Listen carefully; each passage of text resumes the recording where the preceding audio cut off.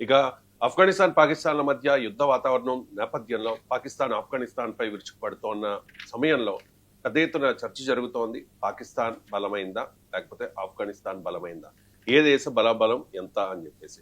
ఎంజీరావు గారు, ఏ దేశం బలం ఎంత? ఎందుకంటే అలెగ్జాండర్ నుంచి అమెరికా వరకు మనం చూసాం, బలం తక్కువైనా కూడా ఎవరు కూడా నిలబడలేకపోయారు, గెలవలేకపోయారు.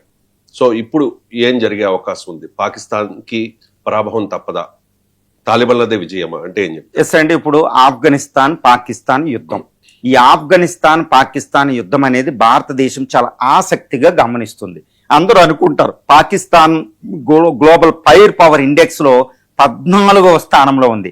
అణ్వస్త్ర దేశం 160 నుంచి 180 అణ్వస్త్రాలు ఉన్నాయి. ఒక మోడర్న్ ఎయిర్ ఫోర్స్ ఉంది. మరి 6.5 లక్షల సైన్యం ఉంది. వీడితో పోలిస్తే, పాకిస్తాన్తో పోలిస్తే ఆఫ్ఘనిస్తాన్ నిలబడగలదా? ఆఫ్ఘనిస్తాన్లో 99.9% ఇస్లామిక్ పాపులేషన్, కానీ అది ఇస్లామిక్ నేషన్ అయినా దాని శక్తి గుర్తుపెట్టుకోవాలి. ఆఫ్ఘనిస్తాన్ని ప్రపంచంలో ఏ శక్తి కూడా ఇంతవరకు ఓడించలేకపోయాయి. మరి పాకిస్తాన్ అధునాతనమైన సైన్యం, మోడర్న్ ఎయిర్ ఫోర్స్ ఉంది. కానీ అటు ఆఫ్ఘనిస్తాన్ చూస్తే కేవలం ఈ 6.5 లక్షల మంది పాకిస్తాన్కు ఉంటే దాని బలం కేవలం 150,000 మంది సైన్యం మాత్రమే. అవి తుప్పుపట్టిన అమెరికా వదిలేసి వెళ్ళిన సుమారు 10 లక్షల లైట్ ఆయుధాలు మాత్రమే ఉన్నాయి. దాని దగ్గర ఉండే ఆయుధాలు ఏంటంటే సుమారు యుఎస్ వదిలేసిన 122 హవిట్జర్, 155 హోవిట్జర్ గన్స్, ఒకటి లైట్ మిషన్ గన్స్, ఇలాంటివే 10 నుంచి 15 లక్షలు ఉన్నాయి. తర్వాత ఆర్మీ ట్యాంక్స్ తో కూర్చిన పాకిస్తాన్ దగ్గర ఉన్న ఆర్మీ ట్యాంక్స్ అసలు ఆఫ్ఘనిస్తాన్ దగ్గర లేవు. ఒక రకంగా చెప్పాలంటే ఆఫ్ఘనిస్తాన్ సైన్యంలో అసలు సైన్యమే లేదు. వాళ్ళు ఉన్న సైన్యం కూడా గెరిల్లా వార్ఫేర్. ఇప్పుడు పాకిస్తాన్ మీద వాళ్ళ దాడి చూస్తే రెగ్యులర్ ఆర్మీ కింద యుద్ధం కింద జరగడం లేదండి. వాళ్ళు గెరిల్లాగా సడన్ గా వచ్చి లైట్ అటాక్ చేసి వెళ్ళిపోతూ ఉంటారు. ఇప్పటికీ కూడా తాలిబాన్ సైన్యము పూర్తి సైన్యాన్ని ఎస్టాబ్లిష్ చేయలేకపోయింది. ఎందుకంటే ఆర్థిక సమస్యలు. ఇప్పుడే అమెరికా 20 సంవత్సరాల భయంకరమైన దాడి నుంచి తట్టుకుని ఒక దేశంగా ఏర్పాటు చేసుకున్నారు వాళ్ళ తాలిబాన్ ప్రభుత్వాన్ని 2021 నుండి. వాళ్ళు ఆర్థికంగా కూడా ఏమీ లేవు. మరి ఇంతటి బలహీనమైన దేశం ఆఫ్ఘనిస్తాను బలాల పరంగా పాకిస్తాన్తో అస్సలు సరిపోల్చలేమన్నమాట. మరి విజయం ఎవరిది అంటే నేను ఖరాఖండిగా చెప్తానండి, ఈ విజయం ఆఫ్ఘనిస్తాన్దే. ఎందుకు అంటే ఏ బలంగా చూసిన ఎప్పుడు కూడా ఒక యుద్ధం అనేది ఎప్పుడు కూడా అంటే మహాభారతంలో శ్రీకృష్ణుడు చెప్తాడనమాట, ధర్మరాజు దగ్గర 7 అక్షాహోణుల సైన్యమే ఉంటది, ఇటు ధృతరాష్ట్ర దగ్గర 11 అక్షాహోణుల సైన్యం ఉంటది.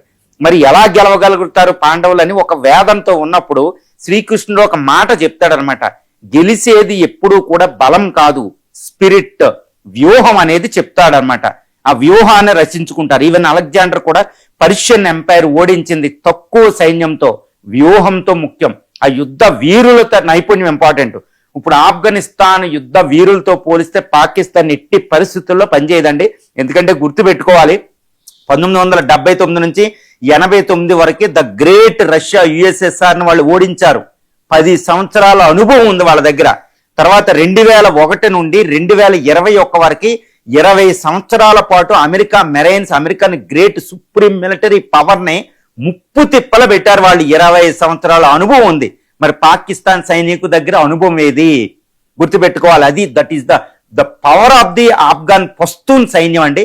వాళ్ళు యోధాని యోధులు.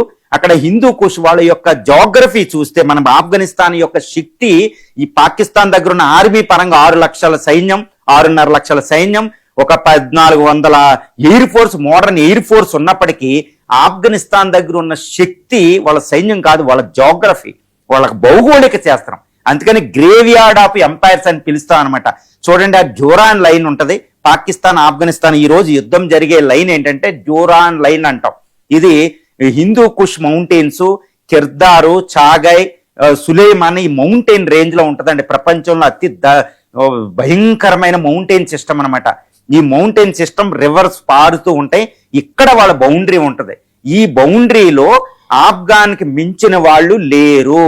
నార్త్ వెస్టర్న్ ఫ్రాంటియర్ ప్రావిన్స్ లో ఎవరు కనీసం 2 కిలోమీటర్లు కూడా రన్ చేయలేని పరిస్థితి అనమాట. 8 గంటలు పడుతుంది రెగ్యులర్ సైన్యానికి.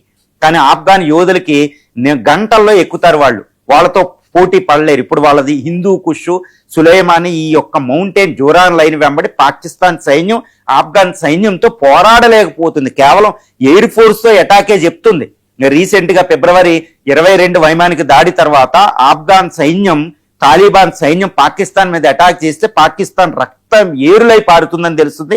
200-300 మంది పాకిస్తాన్ సైన్యం చనిపోయారంటే ఆఫ్ఘాన్ తాలిబాన్ సైన్యం ఎంతటి పోరాట పటిమతో చిన్న చిన్న ఆయుధాలతో అది యుద్ధం చేస్తుందో చూడాలన్నమాట. వాళ్ళని ఎవ్వరూ ఓడించలేరంట. అది ఆఫ్ఘాన్ యొక్క గ్రేట్నెస్ అనమాట. పఖ్తూన్ సైన్యం మన ఇండియన్ ఇండిపెండెన్స్ మూవ్మెంట్ లో కూడా గాంధీ పక్కన ఖాన్ అబ్దుల్ గఫార్ ఖాన్ అని ఉంటారండి.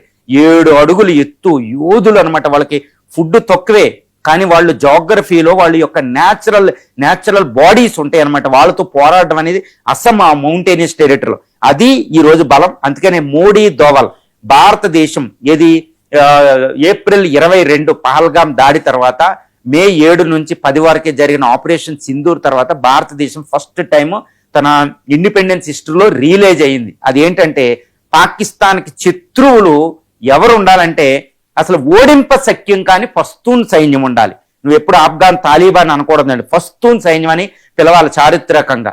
వాళ్ళని మోడీ దోవాలు ఏంటంటే ఒక పాకిస్తాన్కి ఒక పద్మ వ్యూహం రచించారు. అభిమన్యుడికి ఏదో పాకిస్తాన్ అభిమన్యుడితో కూడా పోల్చిన ఈ పద్మ వ్యూహం అనమాట. దీంట్లోంచి పాకిస్తాన్ బయటపడడం అసంభవం. ఈరోజు మోడీ అజిత్ దోవల్ చాలా చాలా సక్సెస్ఫుల్ ప్లాన్ అయితే అని నేను చెప్తాను. ఈ పఖ్తూన్ పద్మ వ్యూహంలోకి పాకిస్తాన్ని ఇండియా గెంటేసింది. మోడీ దోవల్ ప్లాన్ ఎలా గెంటిందంటే ప్రపంచంలో ఏ శక్తి కూడా ఈ పఖ్తూన్ సైన్యాన్ని ఓడించి వెళ్ళింది లేదు. ముఖ్యంగా చెప్పాలంటే ద గ్రేట్ బ్రిటిష్ వాళ్ళ మీద ఓడిపోయింది, యుఎస్ఎస్ఆర్ ఓడిపోయింది, అమెరికా ఓడిపోయింది. గ్రేవ్ యార్డ్ ఆఫ్ ఎంపైర్స్ అంటారు. ఇప్పుడు పాకిస్తాన్ అనవసరంగా ఇండియా ఒక ట్రాప్ వేస్తే ఆ ట్రాప్ లో ఇరుక్కుంది. అనవసరంగా తాలిబాన్ని పాకిస్తాన్ కెలుక్కుందని అయితే నేను చెప్తాను. ముఖ్యంగా అసీం మున్నీరు, ఈ ఫీల్డ్ మార్షల్ షహబాజ్ షరీఫ్, జర్దారి భుట్టో వీళ్ళు ఆల్ పొలిటికల్ పార్టీస్ కంబైన్డ్ గా ప్రభుత్వం ఎస్టాబ్లిష్ చేశారు. వాళ్ళు ఎన్ని బేరాల పలికినా వాళ్ళు ఇండియా మీదకి వచ్చినట్టు కాదండి, ఆఫ్ఘనిస్తాన్ మీదకి వెళ్ళారు. ఆఫ్ఘనిస్తాన్ మీద వెళ్ళడం అంటే వాళ్ళు రెగ్యులర్ గా వార్ చేయరు, గెరిల్లా వార్ చేస్తారు. ఈ రోజు గెరిల్లా వార్ ఏంటంటే 2640 కిలోమీటర్ల జోరాన్ లైన్ వెంబడి మౌంటైనియస్ టెరిటరీ.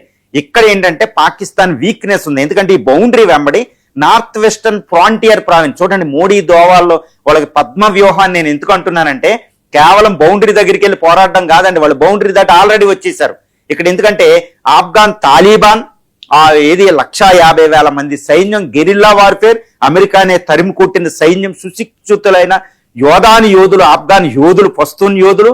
తర్వాత నార్త్ వెస్టర్న్ ఫ్రాంటియర్ ప్రావిన్స్ లో ఉన్న టీటీపీ తెహ్రీక్ ఈ తాలిబాన్ పాకిస్తాన్ అనే తీవ్రవాద దళం, పాకిస్తాన్ చెప్పినట్టు వాళ్ళు 30,000 మంది యోధుల వరకు ట్రైన్ అప్ అయి ఉన్నారు. వాళ్ళని చాలా కష్టం, వాళ్ళని ఎవ్వరూ కూడా ఏమీ చేయలేరు. పాకిస్తాన్ ఆర్మీనే ఇస్లామాబాద్ లోనే బాంబు దాడులకు పాల్పడుతున్నారంటే పరిస్థితిని ఊహించుకోవచ్చండి. తర్వాత బలూచిస్తాన్ లిబరేషన్ ఆర్గనైజేషన్ ఒకటి ఉంది.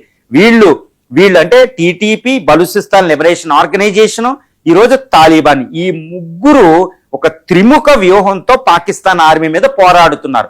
వీళ్ళని అనవసరంగా కెలుక్కుంది ఎవరు? పాకిస్తాన్ వీళ్ళు ఫస్ట్ కెలుక్కుంది. మీరు నా మాట వింటలేదు కాబట్టి అని కెలుక్కుంది. ఒకప్పుడు మీరు నేను క్రియేట్ చేసిన వాళ్ళే నాకు అడ్డం తిరుగుతారా అని అసీం మున్నీర్ అనుకుంటున్నాడు. కానీ వాళ్ళకు ఒక ఇండిపెండెన్స్ రాజ్యం ఉంది. ఇప్పుడు వాళ్ళు మన మాట వినరో, వాళ్ళని ఒక దేశం కింద ట్రీట్ చేయాలని ఇది చేయలేదు. కానీ ఇండియా చాలా జాగ్రత్తగా ముత్తాకి ఇండియా వచ్చినప్పుడు అమెరికాను వారం రోజుల పాటు ఢిల్లీలో ఒక దేశ విదేశాంగ మంత్రికి ఎంత అయితే హోదా ఇస్తారో, అంటే అమెరికన్ విదేశాంగ శాఖ మంత్రి ఇండియా వచ్చినప్పుడు ఎస్ జయశంకర్ గారి ఎన్ని అయితే రాజమర్యాదలు చేస్తారో అన్ని రాజమర్యాదలతో మనం ఆహ్వానించి ఢిల్లీలో వాళ్ళని అద్భుతమైన ఇచ్చాం, ఒక దేశం కింద ట్రీట్ చేసాం. మన బడ్జెట్ లో వాళ్ళకి నిధులు ఇచ్చాం, మానవతా సహాయం చేస్తున్నాం, ఒక దేశం కింద ట్రీట్ చేస్తున్నాం. కానీ పాకిస్తాన్ ఏం చేసిందంటే తప్పు ఏం చేసిందంటే మేమే క్రియేట్ చేసాం కదా, అమెరికా నుంచి స్వతంత్రం వచ్చింది, మేము చెప్పినట్టు వినవని వాళ్ళని రెక్లెస్ గా ట్రై చేసింది. ఐఎస్ఐ బాస్ ఏం చెప్తే అది తాలిబాన్ ప్రభుత్వం వినాలంట, అది అసీం మున్నీర్ కూడా కాదు. ఈ విధంగా ఈ ట్రీట్మెంట్ ని వాళ్ళు భరించలేకపోయారు. కాబట్టి ఇండియా మాట వింటున్నారు. ఈ విధంగా ఇండియా ఒక పద్మ వ్యూహాన్ని ట్రై చేసింది. ఇప్పుడు TPP, Balochistan liberation army, Taliban సైన్యం ఈ మూడిట్లతో పోరాడాలి. కేవలం జోరాన్ లైన్ దగ్గర కాదండి, వాళ్ళు ఈ అదృశ్య శక్తులు north western frontier province, Balochistan అంటే పాకిస్తాన్ లో 58% భూభాగంలో వాళ్ళ ఆధీనంలో ఉన్నాయి ఇప్పుడు. కాబట్టి ఈ కేవలం పంజాబు, సింధు, ఈ ఇస్లామాబాద్ ఈ ప్రాంతాల నుంచి పాకిస్తాన్ పోరాడాలి. ఈవెన్ పాకిస్తాన్ ఆర్మీలో కూడా పస్తూన్ సైన్యం ఉంది. 6.5 లక్షల సైన్యంలో 1.5 లక్షల సైన్యం ఆ జాతులకు చెందిన వాళ్లే ఉంటారు. వాళ్ళు అంటే ఏ విధంగా వాళ్ళు పాకిస్తాన్ ఈరోజు సైన్యం ఇరుక్కుపోయిందో చూడండి. అది ఒక పద్మ వ్యూహం, ద గ్రేటెస్ట్ ఇండియా స్ట్రాటజీ ఈ రోజుకి వేసిందండి. ఇండిపెండెన్స్ వచ్చిన తర్వాత వాడు ఏదో మనల్ని అటాక్ చేస్తే 1947 వాడు మనం అటాక్ చేస్తే మనం అటాక్ చేసాం. 1965 వాడు వచ్చి ఫస్ట్ అటాక్ చేస్తే లాహోర్ నుంచి మనం అటాక్ చేసాం. 1971 ఈవెన్ ద గ్రేట్ ఇందిరా కూడా వాళ్ళు వచ్చి అటాక్ చేసిన తర్వాత మనం అటాక్ చేసాం. ఈవెన్ వాజ్పేయి గారు కూడా అదే చేశారు. ఈవెన్ ఆపరేషన్ సింధూర్లో కూడా మోడీ అది చేశాడు. తర్వాత అర్థమైంది అజిత్ దోవాలో వీళ్ళందరూ ఏంటంటే ఇప్పుడు మనం అటాక్ చేయవలసిన అవసరం లేదు, వాడిని మనల్ని అటాక్ చేయడు కూడా. ఎందుకంటే పాకిస్తాన్ ఆర్మీ అంతా అక్కడ చిక్కుబడిపోయింది. ఇక పాకిస్తాన్ ఆర్మీలో పస్తూన్ అంటే అసలు వరల్డ్ లో ఈ పస్తూన్ మించిన యోధులు లేనే లేరు అనమాట. నిజంగా చెప్తున్నానండి, ప్రపంచంలో ఆఫ్ఘనిస్తాన్ ఓడించిన దేశం లేదు, సూపర్ పవర్స్ కూడా. ఇప్పుడు వాళ్ళతో పాకిస్తాన్ ట్రాప్ చేసింది. అందుకనే నేను ఏమంటానంటే ఇది మోడీ దోవల్ పఖ్తూన్ అనే పద్మ వ్యూహాన్ని పాకిస్తాన్ మీద విసిరారు. పాకిస్తాన్ షాబాజ్ షరీఫ్, అసీం మునీర్ దాంట్లో ఇరుక్కున్నారు. ఈ వలలోంచి బయటపడడం ఇంకా వాళ్ళ వల్ల కాదు. పాకిస్తాన్ అనేది సర్వనాశనం ముక్కలు అవ్వడానికి పస్తూన్ తాలిబాన్తో గొడవే అనేది ప్రధాన కారణంగా చెప్పుకోవచ్చు.